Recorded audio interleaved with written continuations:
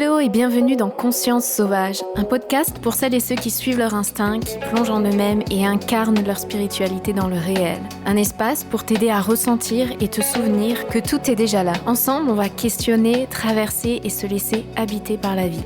Si ça résonne en toi, n'hésite pas à laisser 5 étoiles à ce podcast et à le partager à la personne à laquelle tu es en train de penser. Merci et bon épisode!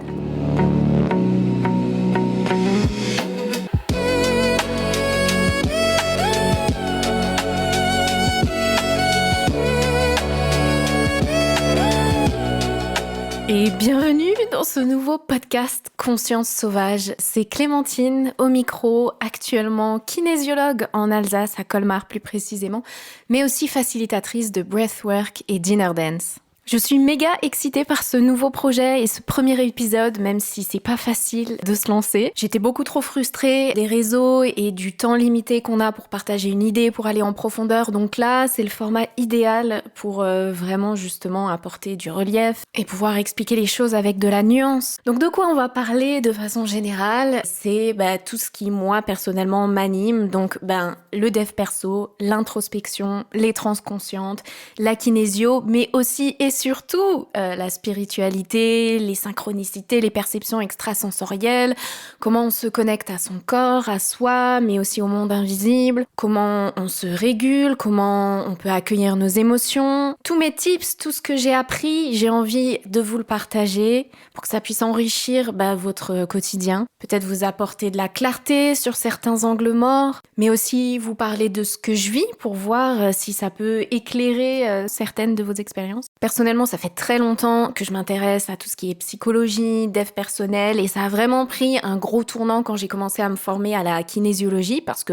le travail sur soi s'est intensifié, et j'ai passé encore de nouvelles étapes quand j'ai commencé à découvrir les transconscientes, et je trouve ça passionnant, parce que tout ce bagage-là m'a permis en fait de me rapprocher de moi-même, de faire tomber les masques, de comprendre mes besoins, de poser mes limites, de redécouvrir un peu mon essence, qui j'étais plus profondément, mais aussi qu'est-ce qui m'a bloqué jusqu'ici, les schémas, enfin tout ça. Si t'es une fan d'introspection, tu devrais trouver ton compte ici. Et on revient de loin, les amis, parce qu'avant de pouvoir m'assumer, avoir suffisamment confiance pour, par exemple, entamer des projets comme celui-ci pour parler de moi, j'étais quand même quelqu'un qui était qui se protégeait avec une armure, qui parlait pas beaucoup, pour qui c'était compliqué d'être vulnérable, de montrer ses émotions, mais qui paradoxalement faisait toujours passer les autres en premier, en répondant à leurs besoins en priorité, à pas savoir dire non, et donc ça finit complètement épuisé, sans plus aucune batterie sociale, avec le corps qui part en cacahuète parce qu'on n'écoute pas les messages, parce qu'on ne sait même pas ressentir une émotion parce qu'on a pris l'habitude de les bloquer bien au fond, voire même de vivre de la dissociation. Donc si tout ça, tu te reconnais un peu là-dedans, ça devrait résonner fort. Maintenant, si tu n'es pas ce profil, je pense que tu peux quand même écouter la suite de ce podcast parce que tu devrais quand même y trouver de la valeur. Donc pour ce premier épisode, j'avais envie de te raconter quel a été le déclic pour moi, la toute première étape qui m'a permis de changer de voie professionnelle et de me rapprocher de mon moi véritable et de cette voie du bien-être dans laquelle je suis actuellement. Parce que c'est des clés qu'on peut tous trouver à l'intérieur de nous. Et je ne le savais pas encore, mais ça a été aussi ce qui m'a rapproché de mes perceptions extrasensorielles, de cette connexion à l'intuition, à ma médiumnité, à canaliser les messages, en parallèle à me reconnecter à mon propre corps. Enfin, ça a été la porte ouverte à énormément de choses qui mènent à un épanouissement plus important. Donc encore une fois, je vais te parler de moi avec pas mal de détails, mais parce que moi, j'aime pas quand on parle de concepts de développement personnel qui sont des phrases toutes faites et qui des fois sont vagues ou floues ou 1000 fois entendues et on sait pas quoi en faire avec. On se dit, oui, lâcher prise, c'est facile, mais on fait comment? Et je trouve que d'apporter un contexte et une histoire, ça permet de vraiment faire le parallèle avec sa propre vie et de plus se dire « Ah oui, d'accord, ok, là je vois ce que tu veux dire ». Donc le tout premier déclic pour moi, ça a été de me poser la question « Mais qu'est-ce qui me donne de l'énergie ?»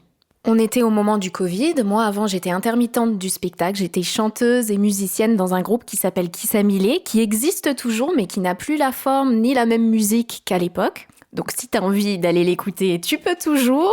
Voilà, c'était le moment pub, parenthèse refermée. Et comme la pandémie obligeait tout le monde à rester chez soi, évidemment, je ne pouvais plus faire de concerts, ni de tournées, ni quoi que ce soit. Donc on a essayé de se réinventer à ce moment-là, mais ça me demandait une énergie de dingue. Pourtant, vous vous rappelez bien, être à la maison, voilà, on faisait pas grand-chose, on tournait en rond. Bon, ça peut pomper de l'énergie de tourner en rond, mais c'était pas ça. Je sentais vraiment que ça me demandait un effort au-delà de moi-même de continuer dans cette voie. Parce qu'en fait, à l'époque, je ne l'osais pas me l'avouer, mais j'avais tout donné, tout ce que je pouvais dans la musique, et le fait d'être drainée comme ça, c'était le message de mon corps pour me montrer que ce n'était plus l'endroit où je devais être. Je sais pas si t'as déjà ressenti ça, mais c'est pas comme il y a des jours sans, tout le monde a des jours sans, tout le monde a des aspects qu'il n'aime pas dans son travail et d'autres qu'il préfère. Et c'est vraiment une forme d'apathie comme ça, presque de sommeil qui arrive et donc de déployer une énergie de dingue pour s'y mettre. Et donc je me forçais et j'en sortais encore plus fatiguée de ces sessions de travail quand je devais par exemple travailler mon instrument. Alors que quand tu es dans une voie de cœur, quand tu fais quelque chose qui te paraît facile, quand t'es dans cet état un petit peu de flow où tu vois pas le temps passer et que tu t'arrêtes, t'as encore de l'énergie parce que t'as fait quelque chose qui te nourrit. Et ça, on a tous besoin de ces moments-là parce que c'est des moments qui parlent à notre âme, qui parlent à notre cœur. C'est des respirations dans un quotidien, c'est ce qui nous fait sentir vivants en fait. Tu peux trouver cette sensation en allant dans la nature, en faisant de la peinture, en dansant. Le sport, je sais pas si je le mettrais dedans parce que le sport, ça défoule, quoique ça peut t'apporter de la joie. Mais cette notion de joie, c'est vraiment clé et même l'émerveillement. Souvent, je pose la question à mes clientes en séance de kinésiologie, qu'est-ce qui vous amuse? Qu'est-ce qui vous donne la foi? Qu'est-ce qui vous rallume un peu cette flamme de l'enfant? Et la plupart des gens ne savent pas répondre à cette question. Et c'est souvent un indicateur qu'il y a quelque chose qui n'est pas équilibré dans leur vie, qui sont justement soit trop à fond dans le boulot, soit trop à fond vis-à-vis des autres, qui ne s'accordent jamais un temps pour eux. Et moi, je suis une fervente défenseuse de ces moments-là, parce que c'est des moments de respiration, encore une fois, dont on a tous besoin. Quand on est une accro au dev perso, voilà, à l'introspection, au travail sur soi, on nettoie, on purifie, on s'enlève des mémoires, on guérit des blessures de l'enfance, etc. Mais on a aussi besoin de se remplir. Et certaines personnes m'ont déjà dit en cabinet, quand je posais cette question, qu'est-ce qui vous donne de la joie? Ça peut être des trucs tout simples. Qu'est-ce qui vous amuse? C'est pas forcément faire la fête à Ibiza, un truc grandiloquent, j'en sais rien. Une personne m'a dit une fois, c'est faire des cocktails. Et je comprends tout à fait, parce qu'il y a quelque chose d'hyper satisfaisant à mélanger des trucs, à faire une recette un peu salagadou, la magique à bout. Quelqu'un d'autre, une fois, m'a parlé de feux d'artifice. Alors évidemment, là, ça brille. On est dans le pur émerveillement. Mais ça peut être des trucs tout simples, comme ramasser des glands dans la forêt, ramasser des feuilles pour en faire un collage. Donc peut-être mettez pause 2 secondes sur ce podcast et posez-vous la question. Vous, qu'est-ce qui vous émerveille? Qu'est-ce qui vous donne de la joie? Qu'est-ce qui vous rend de l'énergie, en fait? Par contre, petite précision, tout le monde me répond « Ah, c'est ma famille, mes enfants, mes amis et tout ». Je parle de vous à vous, quand vous êtes ou quand vous faites quoi, mais on enlève les relations. Les animaux, ils peuvent compter parce que souvent, ils sont ressources... Oui, ils sont une ressource, mais j'allais dire source de joie, de connexion, de liens sincères, etc. Mais si vous vous êtes jamais posé la question de qu'est-ce qui vous donne de la joie, faites-le. Franchement, c'est difficile, mais ça peut vraiment être révélateur de est-ce que vous vous accordez assez de temps.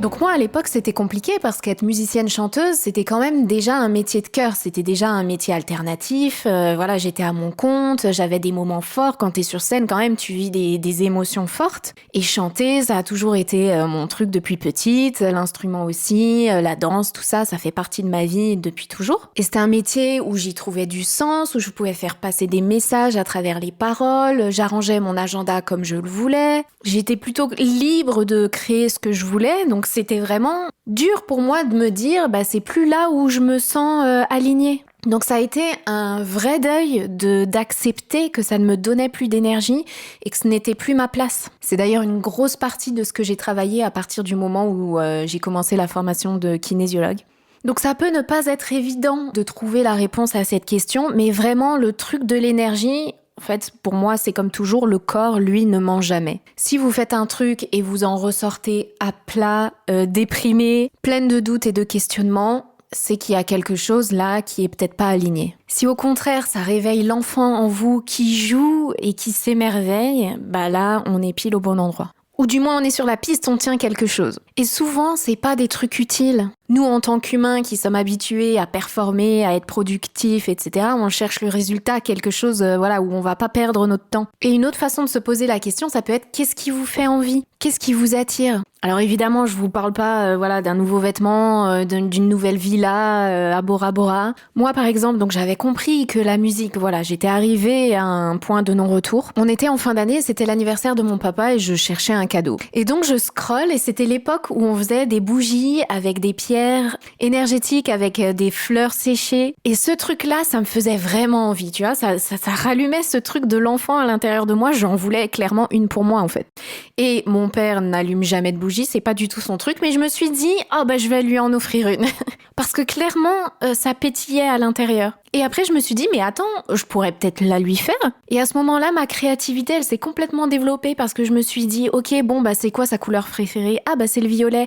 Je vais aller acheter des fleurs séchées violettes. Qu'est-ce que je pourrais rajouter comme élément ? Il est fan de la torche au marron. Ok, je vais lui mettre un marron sur sa bougie. Et à partir de là, les idées, elles ont fusé et j'ai eu un regain d'énergie. J'étais même surexcitée, clairement. Alors que je n'y connais strictement rien en comment faire une bougie, quelles sont les pierres, quelles sont leurs vertus. Mettre des fleurs séchées près d'une mèche, on en parle du risque d'incendie. Mais ça rentrait même pas en ligne de compte. Les peurs habituelles, les doutes, les hésitations, elles sont pas là. Quand t'es dans cet état de flow, t'es juste porté en fait par ce pétillement intérieur. Et ce qui est drôle, c'est que quand t'es dans te faire plaisir, alors ça avait quand même un but, une utilité puisque c'était un cadeau, mais clairement je me faisais plus plaisir à moi qu'à lui puisque de base c'était pas son délire. Et la vie, elle t'ouvre des portes. Parce que l'anniversaire de ma belle-sœur était juste à côté, je me suis dit, je vais lui en faire une à elle aussi. Et je lui ai offerte à son anniversaire qu'elle a fêté dans un restaurant.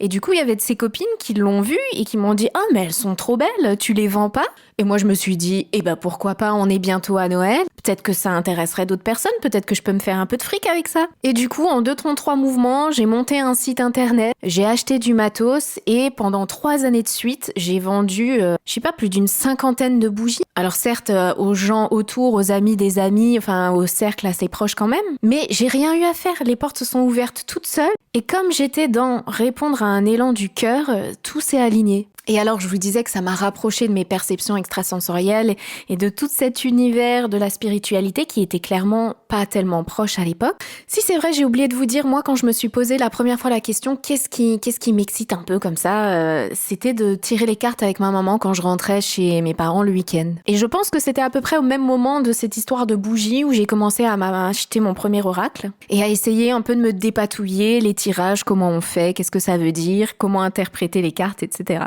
Et la première qui m'a obligée à faire confiance justement à mon intuition et mes perceptions extrasensorielles, c'est une amie qui m'a commandé des bougies pour sa famille, mais elle habitait à l'étranger à l'époque. Et donc je lui ai demandé, et du coup pour la pierre énergétique, tu veux laquelle ? Et elle me dit, je te laisse choisir à l'intuition. Mais moi à l'époque, tu me dis ça, mais je me chie dessus.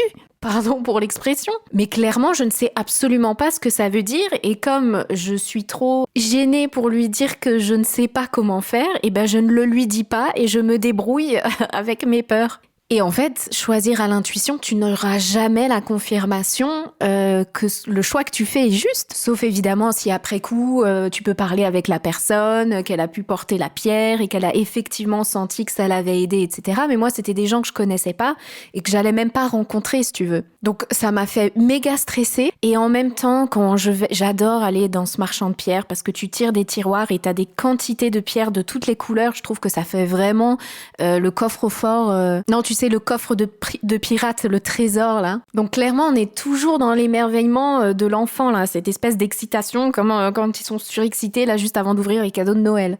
Je vous donne plein d'exemples pour que vous puissiez vous rendre compte de quand c'est ça chez vous. À quel moment, où est-ce que vous ressentez ça ?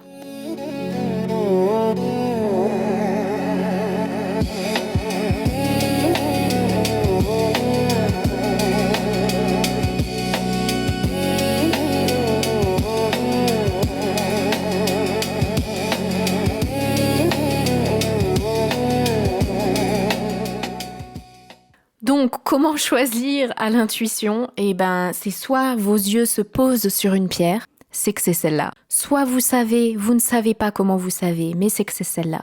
Vous pouvez aussi en toucher si c'est possible, et s'il y a quelque chose qui se passe dans votre main, ça peut être le signe qu'elle est déjà en train d'agir. Vous pouvez aussi lire ses propriétés, et d'un coup, il y a une phrase qui a l'impression d'être surlignée ou en gras, ou qui attire vraiment votre intention.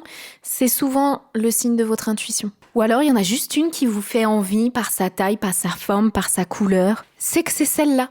Et là, je vous parle d'un choix de pierre, c'est peut-être pas quelque chose que vous allez faire tous les jours de votre vie, mais tout ce que je viens de vous citer là, comment fonctionne votre intuition, ça vaut pour votre vie de tous les jours. Quand vous êtes face à un choix, qu'est-ce qui vous fait envie?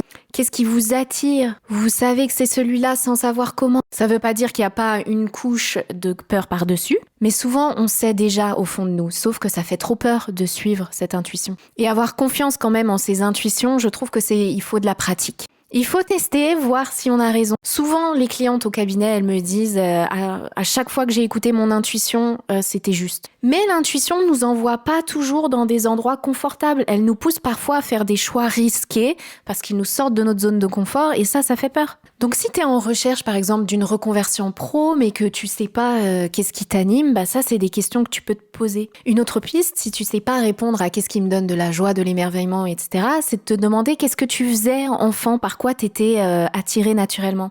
Moi, la kinésiologie, j'étais cliente, ma maman m'emmenait là-bas quand j'avais des trucs à travailler. Enfin, à travailler, je dis ça comme si j'étais déjà en full développement personnel. Non, par exemple, une fois, en fait, je devais faire une représentation pendant, je sais plus, 10 soirs de suite devant 1000 personnes, quelque chose comme ça. Et forcément, à 12 ans, toute seule sur scène, c'est un peu impressionnant, quoi. Donc là, j'avais besoin d'un petit coup de pouce pour m'en sentir capable. D'ailleurs, oui, cette anecdote me permet de vous dire que la kinésiologie, ça peut être quelque chose qu'on vient faire en amont d'un examen ou de quelque chose qui nous stresse. Souvent, les gens viennent pour une problématique qui est déjà là, qu'elle soit physique, émotionnelle, mentale, qui a des conséquences sur le corps, ou suite à un accident, un événement traumatique, mais on peut aussi y aller en amont, ou juste parce qu'on ne sait pas ce qu'on a à travailler, mais on sent qu'on en a besoin. Bref, je referme la parenthèse, et donc je me suis rendu compte que moi, avant même d'être intermittente du spectacle pendant 10 ans, après mon bac, en fait, j'ai fait une première année en tant que danseuse professionnelle, et je me suis rendu compte que j'avais déjà un cahier dans lequel je notais des explications sur la kinésiologie. Donc c'était comme si c'était un fil rouge de mon existence. Et peut-être que vous, petit, vous faisiez de la peinture, ou vous adoriez, je sais pas, aller à l'équitation, ou vous étiez tout le temps en train de bricoler des trucs. Et si refaire ça, ça vous faisait pétiller?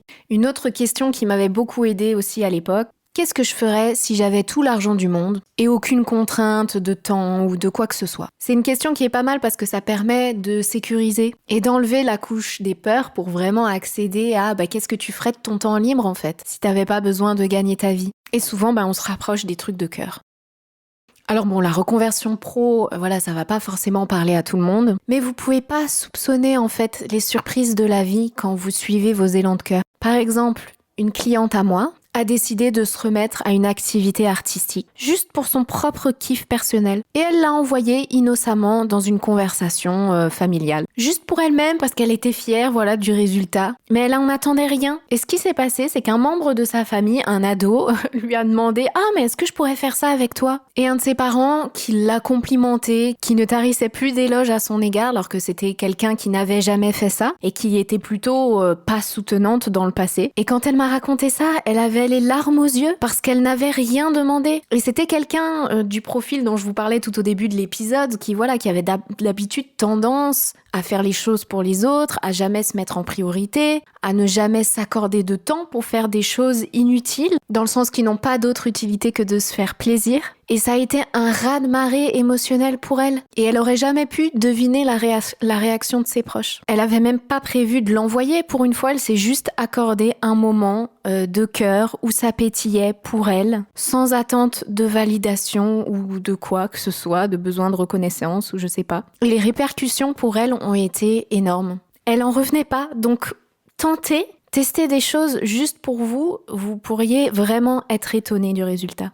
En tout cas, si vous n'y arrivez pas seul, vous pouvez toujours demander de l'aide à un thérapeute, que ce soit moi ou quelqu'un d'autre ou un autre type de thérapie. Moi, c'est ce que j'ai fait à l'époque quand ça allait pas bien avec la musique et que je me sentais un peu perdue. Je suis allée consulter une kinésiologue et c'est aussi à travers une séance à la fin où j'ai eu le déclic et où je me suis souvenue, mais en fait oui, la kinésiologie, ça me passionne. Et du coup, après ça, j'ai commencé à aller regarder les écoles, laquelle pourrait me parler. Et je me suis offert le premier module, justement, c'était une école qui permettait de payer au module et pas de payer toute l'année directement. Parce que pour le coup, je sentais là la flamme qui s'était réveillée et que je pouvais plus ignorer les signaux de mon corps. La différence était trop importante entre l'apathie, le drainage que je ressentais dans ma situation actuelle et l'espoir que ça me remettait dans le ventre et dans les yeux, en fait.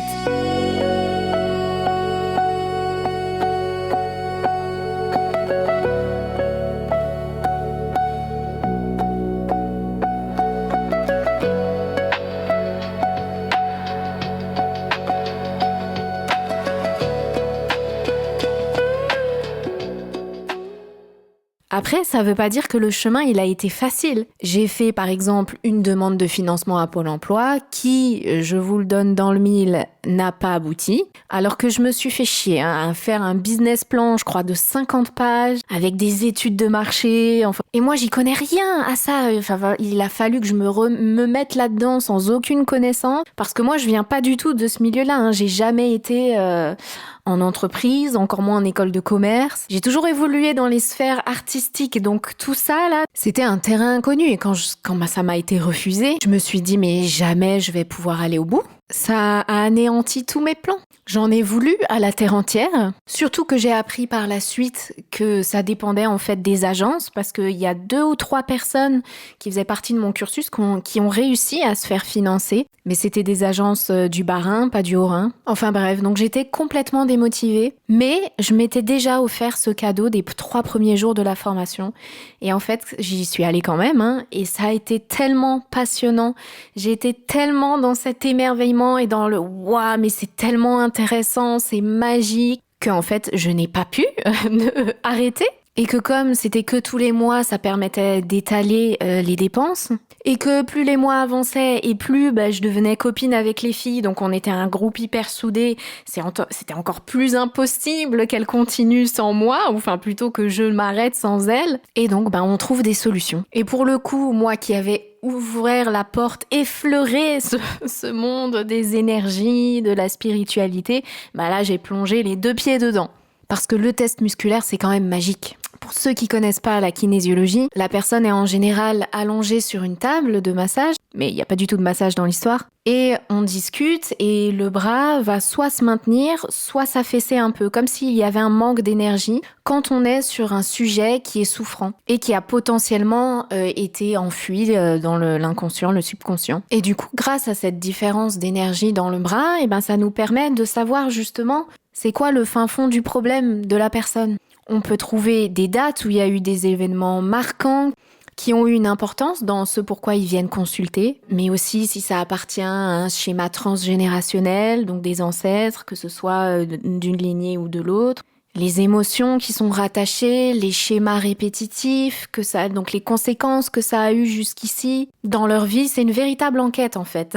Et ça, d'avoir des informations inconscientes que tu peux pas trouver par toi-même parce que justement ton cerveau ne t'y a plus donné accès parce que c'était trop souffrant à un moment donné, là ça réveillait clairement le côté magie chez moi. Donc voilà, si toi aussi tu veux partir à la recherche de ton toi véritable, ton corps, ça va être ton meilleur allié. Vis-à-vis de cette histoire d'énergie, d'émerveillement, de joie, d'amusement, je pense que je te l'ai expliqué en long, en large et en travers, mais hésite pas si jamais il y a eu des flous ou des trucs que t'as pas compris et que t'as envie de me laisser un commentaire. C'est possible sur mes réseaux ou sur la version YouTube de cet épisode, qui est sortie sur la chaîne La Magie en Toi, qui est aussi le nom de mon site internet où tu peux retrouver toutes les infos sur ce que je fais et comment prendre rendez-vous.